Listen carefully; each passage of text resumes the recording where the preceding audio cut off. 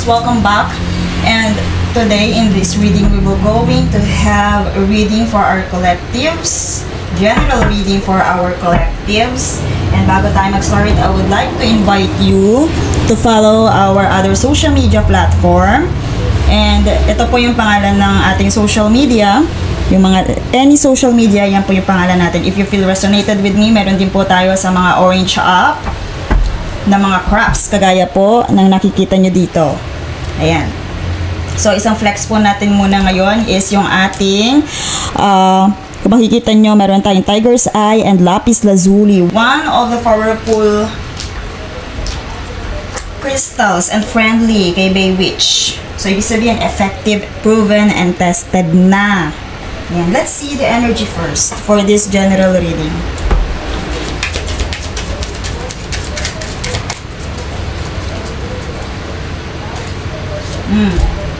The Fool, the Pentacles, and okay.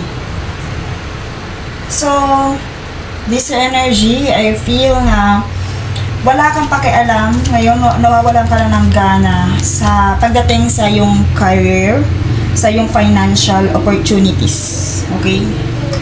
Ang energy nito is financial. Parang wala ka nang pakialam when it comes to your success sa yung financial status. Parang nawawalan ka ng gana because of the injustice na nakikita mo sa paligid. Parang iniisip mo unfair, napaka-unfair. So usually this time around, talaga mararamdaman nyo iyan. Yung kumbaga nanghihingi kayo ng justice. I strongly feel na most of my collectives ay nanghihingi ng justice right now. Kasi because of this justice in reverse. You may feel injustice or sabihin natin corruption sa mga, I also feel na yung mga lack of accountability na na-encounter nyo tao. Kaya parang hindi ka na naniniwala sa success mo kasi parang iniisip mo naman, ay ganun naman yan, kay ganun naman mapupunta yan. Kumbaga, wala na akong pakialam dyan kasi kahit naman magkumayod ako or anong gawin ko, wala namang blessings. Because of this, nakikita mo kasi sa paligid na para bang, lalo na nga, this time, kagaya nga sinabi ko this time around, na para bang sa dami-dami ng ginawa sa'yo, parang feeling mo, sila pa yung nagiging blessed. Because of this, eto hindi ka na, parang wala ka ng pakialam dito. Ito ay kumbaga sinisimbolize nito ang success and money, prosperity, abundance. Parang wala kang pakialam because of this card, the Fool card. And ito kasi ang nakakaapekto sa'yo. Yung unfairness. Nararamdaman mo yung unfairness. Okay? So, sa mga collectives natin na nakakaramdam niyan, I personally advise na huwag kang mawala ng faith. Kasi may karma ang lahat. Ayan karmic retribution. May karma ang lahat. Mayroong cause and effect lahat. Yun ang isipin ninyo. Justice are coming. May karmic justice na tinatawag. Kung sa tingin mo sa mata ng ibang tao, ng maraming tao, walang hustisya, unfair, sa karma, kung ano ang iyong ginawa, yun din ang babalik sa'yo. Huwag kang panghinaan ng loob, lalo na sa manifestations mo. Kasi yan ang mag-ano sa'yo. Tingnan mo, ang manifestations nasa iyo yan. Nasa energy mo yan. Kung mamamanifest mo yan, huwag ka magpadala dito sa injustice na nakikita mo at nararamdaman mo. Isa sa mga nakikita kong epekto niyan or nakaka-apekto sa'yo is yung mga nakikita mong parang ang sama-samang tao. Pero pagdating sa ganitong season is parang ang bubuti nilang tingnan. And sila yung nakaka-catch ng mga attention, sila yung nakaka-catch ng parang ang itsura nila, sila yung mukhang mga blessed. Isa yun. Most of my collectives, ganun ang nararamdaman. Injustice. Nasa ng justicias ng mga taong gumawa sa akin ito. Okay? Let's see another confirmation. Ayan. The tree. Don't worry, my loves. Kasi, nandyan ang ito, strongly feel na your ancestors, your spirit guides are giving you deserve. Kung ano man ang deserve mo. Lumitaw. Okay.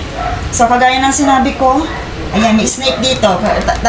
Sa mga iba dyan, meron nga unfairness na pinagdadaanan, merong dishonesty na pinagdadaanan when it comes to this justice.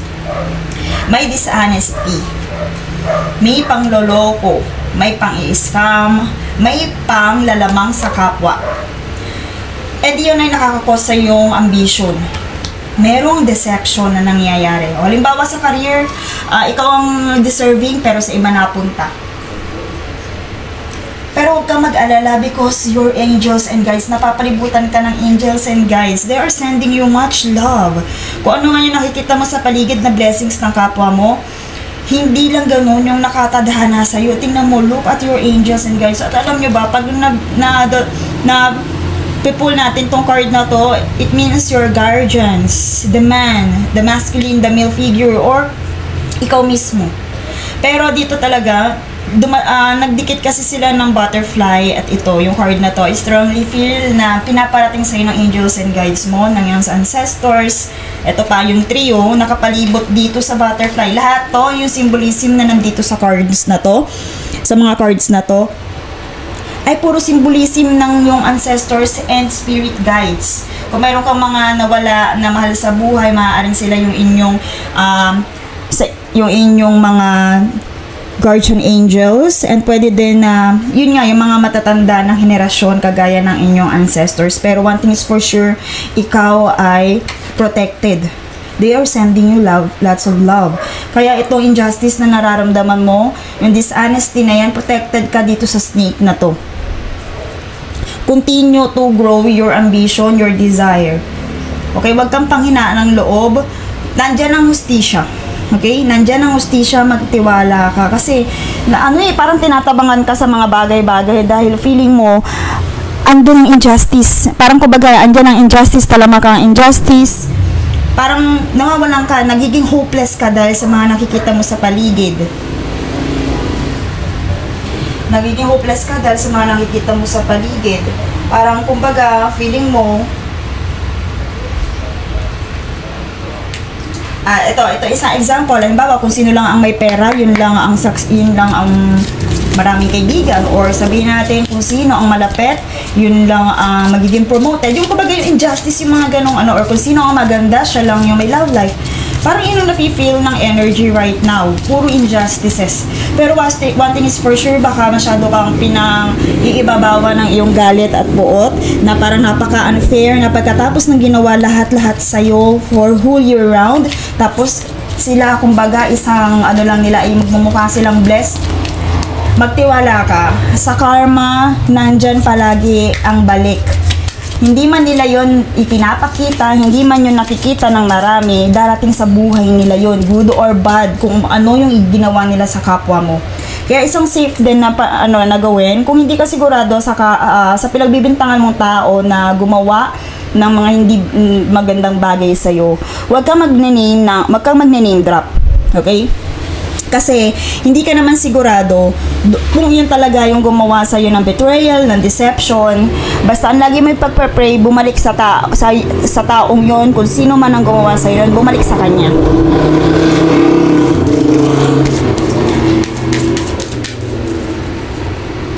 Okay, so what your angels want to do? Yes, ground yourself, my loves. Right now, you have to quiet your mind, and you have to, sabihin natin, gawin yung mga bagay-bagay, yung mga nakabinbin mong trabaho. Feminine goddess. You have to pray. You have to connect with your higher self. Yes. The fertility is there. Kagaya naman sinabi ko sa'yo, you have to ground. You have to create something na makakapag-pagaan ng kalooban mo, nang makakapag-divert ng attention mo, nang hindi mo masyado ng bigyan ng focus or ng energy itong injustice na to. Kasi, kumbaga, dito ka mag-focus sa yung creation. Kasi yan ang pwedeng, kasi wala ka nang pakialam eh. Wala kang pakialam dito sa mga manifestations mo. Ibalik mo yung dating ikaw, kung paano ka mag-manifest, mag-pray, ano ba talaga ang gusto mo sa buhay. Kasi nagpaparamdam yung angels mo right now. Nagpaparamdam sila. Ito nagpakita dito. Kagaya na sinabi ko, every time na nakikita ko yung ito, lahat yan sumisimbolo sa inyong angels and guides. Lahat yan ay sumisimbolo sa inyong angels and guides. They want to tell you na ground yourself. Huwag mo pahirapan yung isipan mo sa mga nakikita mo sa kapwa mo. Huwag mo silang pansinin. Kung ano man yung mga nakikita mong parang injustices, huwag mo silang pansinin. And you are loved. Okay? Connect yourself to them. Kausapin mo sila, mag-pray ka sa kanila. And kagaya ng sinabi ko, blessed. You are blessed. May blessings na nag-iintay sa'yo once na, kumbaga, simulan mo yung proyekto, kung ano man gusto mong gawin, success, business, or sabihin natin, kahit anong mga activity. Or ito, kung meron kang ginagawa before para ma-manifest itong prosperity and abundance na yan, ituloy mo yan, ibalik mo yung dati, kung paano ka mag-manifest, kung ikaw ay naniniwala dati sa mga manifestations music, ibalik mo siya. Be grounded. Kumbaga, huwag mo pakaisipin to, at the same time, grounding yourself, and i-connect mo yung sarili mo with your higher self. Eto, isa pa, ground yourself, nurture yourself. Nurture yourself, your mind, your body. So, ngayon, anong kinakailangan mong gawin? Siguro, kailangan mong mag-self-care. Mag-self-care ka para parang kumbaga mawala itong energy na to. And then, tingnan mo, look, makaka-create ka ng something. And most of my collectives then siguro, right now is infertility. Okay. Your angels and guides, anong gusto nila, na-advise nilang gusto nilang gawin mo. Journal. Dream journal. Maaaring makipag-connect or makita mo ang mga signs through your dreams. Yes, because we are on the, sabihin natin, nag-eclipse ngayon, maaaring sila ay makipag-connect sa yung dreams. Ayan. Titigan nyo itong mabuti. Maaaring may significance din yung itsura niya. Pwedeng kayo yon, nakakaramdam kayo nun. O pwede din na okay, wait lang. Your angels and guides, your ancestors, eto galit sila sa mga taong nagpapaiyak sa'yo. Sa mga taong nananakit ng heart mo, look. Your heart, pinalilibutan nila yon. Galit sila doon, dahil dito sila nakatingin eh. Galit din sila dito sa, ayan galit sila sa mga taong nang sasalbahe sa'yo. Look at the snake, nakatingin din sa'yo. Look. Pero magtiwala ka. Palakasin mo ang power and sabihin natin yung 3D power ng iyong ancestors, ng spirit guides mo, na may balik yung mga yan. Magtiwala ka sa iyong angels and guides, kay God, kay universe. Magtiwala ka. Babalik at babalik yan sa mga taong gumawa sa'yo ng injustices. And gayon, tingnan mo ang iyong maging alert ka doon sa mga marireceive mong symbolism sa iyong dreams, sa iyong pagtulog. Maaaring nandun sila nakikipag-usap. Ayan, 2 times my loves. Marahil talaga ay masyado kang ngayon, exhausted ang iyong isipan. 2 beses nang lumitaw grounding. Okay, kung hindi mo alam kung paano mag-ground, mag-meditate ka. Pwede din in a form na magluto ka, or sabihin natin mag-stop, gumawa ka ng mga bagay-bagay na makakapag-create ka. At the same time, nag-enjoy ka dahil hindi ka nakakaramdam ng pagod. Okay, ground yourself. Pero isang pinakaunang step dyan is mag-meditate ka muna, mag-pray ka muna.